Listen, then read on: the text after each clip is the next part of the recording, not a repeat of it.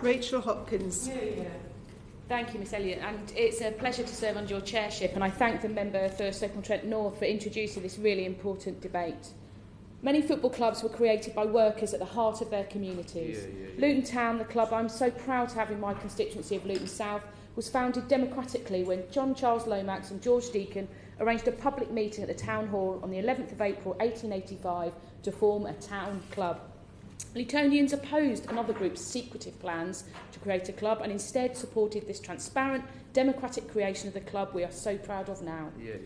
As industry grew in Luton, so did the club, and that cuts to the heart of what football represents for so many.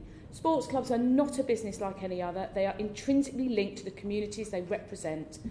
And having met with Luton Town Supporters Trust and Loyal Luton Supporters Club, what stands out to me most is how much they care about the club as a central feature of our town's identity that should be celebrated.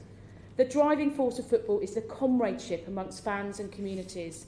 And at the weekend, we saw an overwhelming display of heartfelt solidarity in response to Christian Eriksen's collapse, and I wish him a speedy recovery. The principal and only concern of all fans across the world was Christian's health, and seeing the Danish and Finnish fans being united in showing their support when the match restarted was truly moving.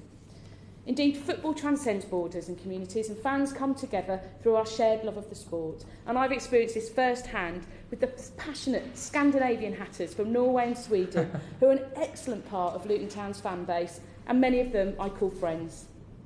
Measures must be put in place to protect and extend fans' influence in their clubs.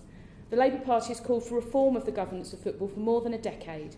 We need the government's review to be truly fan-led to make this a watershed moment that reforms our game's dysfunctional governance.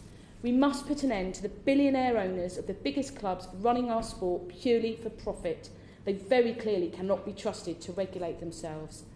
And strict measures must be in place to prevent any further attempts to create a European Super League, as well as clubs like Bury suffering those awful situations too.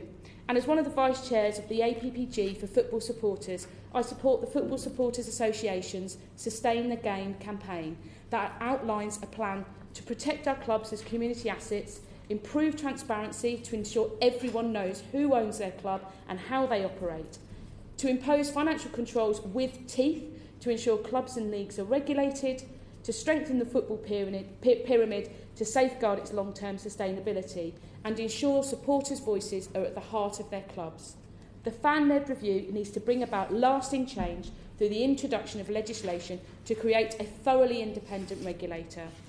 And as Saving Our Beautiful Game has put it, this is an unprecedented opportunity to reboot the game and side with millions of fans during a summer of football.